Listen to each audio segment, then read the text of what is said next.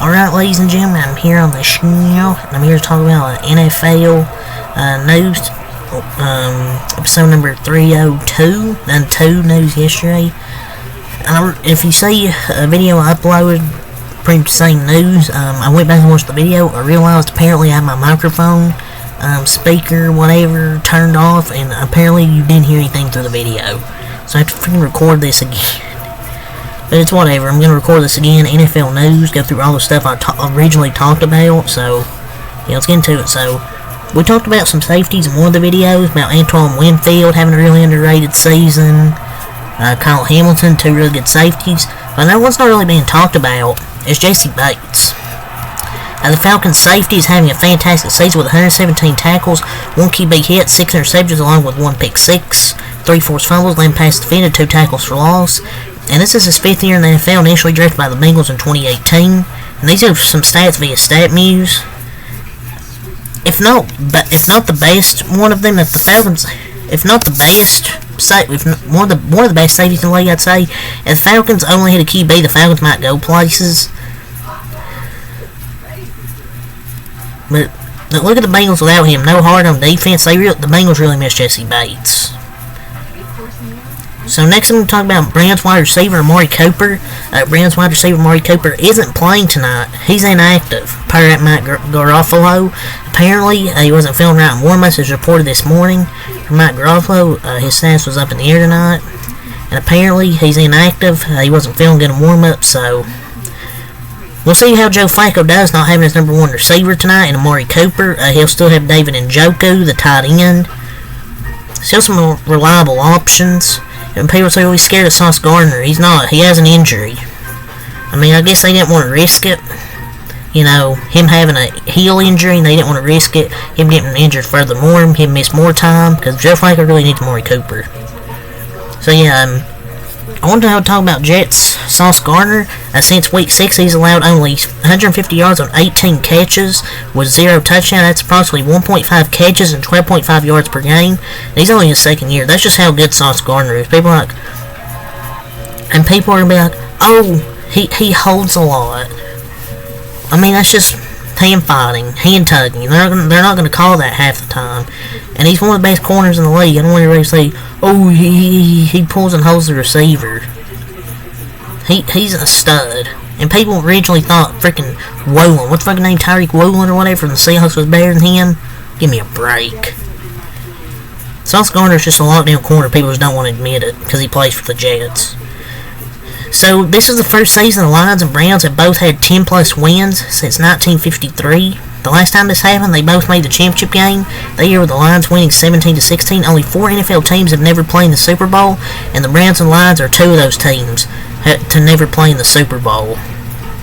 Genuinely, this would be a fun game to see in the Super Bowl. That's what happened. I don't know if either one of these teams will make it to the Super Bowl, but it'd definitely be a good story. So next I want to talk about Bengals wide receiver Ja'Marr Chase. And he spoke to the media on what stands out with the hashtag Chiefs defense. Despite him not playing in that game. And quote, if I'm being honest, nothing. They just know how to play us. It's not really like they got Jalen Ramsey on their squad. And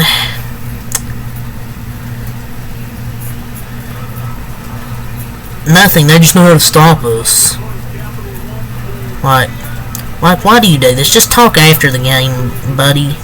He pretty much said nothing. He says nothing, then proceeds to say they know how to stop him. He kind of isn't the brightest. And it's kind of stupid because he's not even freaking playing this game. Like, respect L'Jarius Sneed and Trent McDuffie. He's not, your interview game, I don't think he's going to play in this game, right? He still has that shoulder injury.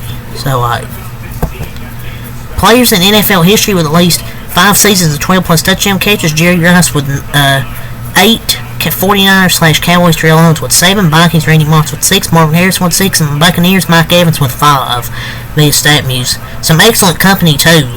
And he's only 30 years old. He has time to climb up that list. I think he's a Hall of Famer. Because he's had like 10 straight seasons of 1,000 yards. Especially, and that's tough too, because he's had some bum quarterbacks as well throughout his time there. I mean, and then you have the GOAT, Tom Brady. And then Baker Mayfield's having an underrated season. So he's had some good quarterbacks and some bums. So update. Hashtag Texans QB CJ Stroud is officially cleared concussion protocols and is expected to start Sunday against hashtag Titans player DJ Bayanami. And quote, "It's great being back. I missed everything that happened. I guess it's something going me to go through." So some great news with Stroud. I think their playoff run's gonna be back on, and I think they'll win these last 2 games. Their chances got way higher getting back CJ Stroud because they didn't have these last 2 weeks. It'd still be tough, but I think they're gonna make the playoffs with CJ Stroud coming back. So some good news there for Texans fans. So trending. Hashtag Chiefs QB Patrick Mahomes has never played a road playoff game in his entire career. That will change this season. The Chiefs have been eliminated from contention for the number 1 seed in the AFC. They're 5-2 in road games this year, but it's no guarantee that'll change. They're probably going to win the division, so they'll have a home game which they could lose before they play on the road. That's what people don't realize. They'll have a home game in the wild card when they're going to win their division. They'll have a home game, and they could lose that still before playing on the road, so it's not a guarantee they're going to play the road. We'll just see what the Chiefs do in the playoffs. Vikings rookie QB Jaren Hall will be the team starting quarterback per rap sheet. They've gone from Hall to Joshua Dobbs to Nick Mullins, and they're back to Hall. He has good arm strength, he has creativity and live play style, athleticism, and he played pretty good. We started back on November 5th, finished with 5 passes for 70 yards with 2 carries for 11 yards before he was taken out from a concussion. So I thought he played pretty solid the time he did. So it feels like every week they're with a new quarterback. In terms of why Dobbs and Mullins removed on from Hall got concussed in his first drive, but they not go back right. But they probably didn't go back to him right. They probably didn't go right back to him following his recovery. So we'll see how Jaren Hall does on prime time against the Packers. So Broncos Russell Wilson got benched here for quote poor play. Check out how he compares to Chiefs Patrick Mahomes this season. I know people will use this stats, but Patrick Mahomes, even with a sorry-ass receiving core, has nearly 4,000 yards this year with 26 passing touches. People look at the interceptions.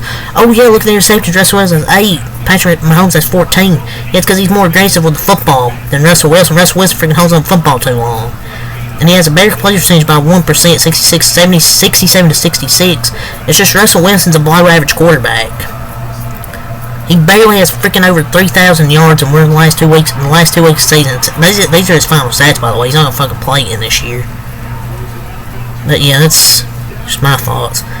Many people around the league believe the hashtag Bears should take USC's Caleb Williams and start over. Per at Jay Fowler ESPN, the Bears currently have the number 1 overall pick in the 2024 draft via the hashtag Panthers Bryce Young trade. Should Chicago start over or keep Justin Fields? The season Fields has a passer rating of 84.5 with 2,146 yards, 15 touchdowns, and 9 interceptions in 11 games this season. The Bears have 4 wins in the 11 games he played via at StatMuse. I don't know. I don't think the Bears should let him go. They have been building an offense, and he is a key piece to it. Get him another star receiver in the draft, Marvin Harrison Jr., and a center, a good center, and things will be great there. I don't think you should get rid of Justin Fields. They would be smart to keep him and build around him even more, because they've got a good offensive pieces now with Khalil Herbert, Roschon Johnson, 2 good running backs in my opinion. Roschon Johnson's pretty underrated. DJ Moore, Darnell Mooney, Cole Kmet. You got some good offensive weapons. Just added a few more with like Marvin Harrison Jr. per se. So Chiefs tight end Travis Kelce. We handed that team away on Christmas to the Raiders. We literally played Santa and gave them a present on the new hype show. And quote, it's a frustrating fucking experience right now. It's not just one guy. It's not just me playing like dog shit. It's not just us. It's not just us not being on the same page passing wise. Everybody's in this fucking thing together. Everybody at some point isn't being accountable. They didn't hand them a win. The Raiders just outplayed them. Simple as that. Max Crosby's in hell every play. They weren't calling it. The Chiefs just got their ass kicked. Simple as that. Just saying that they weren't handed a win. The Raiders weren't handed a win. They just kicked the Chiefs' ass. Just saying. Per report, hashtag Cowboys Dak Prescott is expected to get a contract extension between $55 to $60 million per year, per at Schultz report. And Dak has looked great all season. I think it'd be much deserved. And they're going to be able to pay CD, Micah, all the other players. They're going to be creative to keep their freaking guys. and they would owe Dak more next year without this extension. So they would owe him more. So currently, the only way to pay anyone next year is to extend Dak and push the cap hit back farther. So I mean, and he's been playing good this year. I think he'll do really good in the playoffs. I think he'll perform in the playoffs, but he can do it on the road against good teams. The defense has to show up too. I know the defense the last 2 years has played well, but they gotta create some turnovers. The defense has to play well, and I think Dak will have his best postseason. But it all matters. But the only thing that matters besides that is the defense has to show up. So rumors. The National Commanders are, quote, very interested in Caleb Williams, who will likely be the first overall pick, per at Dan Grazzano, ESPN.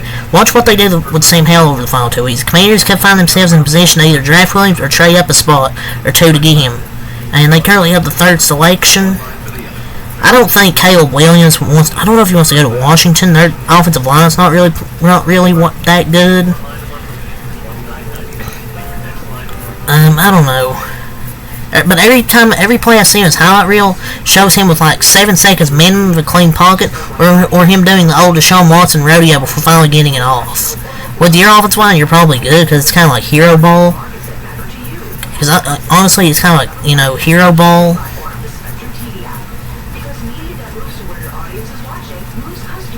I mean, just being honest, mostly like hero ball. But the rumors are kind of just worthless.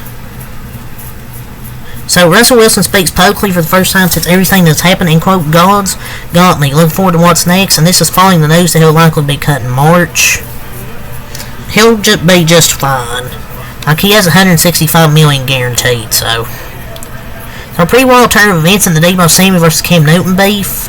Where Cam Newton called out 49ers Deebo Samuel for lying, saying, Cam Newton stopped texting my phone, you were a fan like 2 weeks ago, and then Deebo showed the receipts from Cam Newton. Well, apparently it turned out a group of kids pranked him who had his number pretending to be Cam Newton, and Deebo since deleted those tweets, and look at this shit, bro, come on. He got freaking played by a freaking group of kids. That's kind of funny, I'm not gonna lie. Bengals offensive tackle Orlando Brown Jr. missed the birth of his son to play the Steelers on Saturday. For me, it was important to be out there with the guys in Pittsburgh and to be out there with them. His wife, Holly's water broke Saturday morning hours before the game. He chose to stay and play. You can't miss the birth of your child for any reason, man. Come on. You missed the birth of your child to lose 34-11. Come on, Orlando Brown. Freaking loser. What a bum. So the 4 list of finals for the Hall of Fame class of 2024: Darren Woodson, Eric Allen, Ronnie Harrison, Jared Allen, Julius Peppers, Patrick Willis, Andre Johnson, Torrey Holt, Fred Taylor, Devin Hester, Willie Anderson, Jerry Evans, Dwight Freeney, Reggie Gates, and Reggie Wayne and Antonio Gates. Jesus Christ. Russell Wilson's former teammate Geno Smith says, end quote, free 3, and this was after the Broncos benched him. So it's good to know at least he's still speaking, standing up for his former teammate.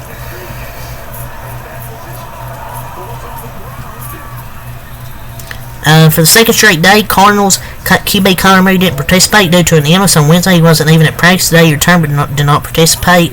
He's not scared to face the Eagles. I'm pretty sure he'll play, most likely. After a full practice Wednesday, the Broncos are listing wide receiver Marvin Mims as being limited in practice today due to a hamstring injury. So things keep getting worse and worse for the Denver Broncos, man. This is not a declarative statement for the Colts about their statuses for Sunday, but wide receiver Michael Pittman Jr., concussion, and right tackle Braden Smith, knee, were very active in today's practice. Smith looked like the guy ready to play, so it looks like both these two for the Colts will be ready to play in their next game. Washington plays running back Chris Rodriguez Jr. in injured reserve, officially ending his season. So he balled out Sunday, and now he's out for the season. It's crazy. Jaguars head coach Doug Peterson said Trevor Lawrence is expected to be a limited participant. So yesterday I don't think he practiced, but today he's officially back in a limited role. So that's all from Dolph Kleeman and Adam Schefter, from Ian Rappaport.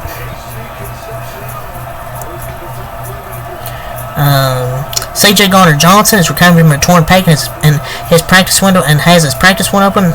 Was ruled out against the Cowboys, so he's not coming back just yet. He's not coming back. Not yet, though. Just not yet.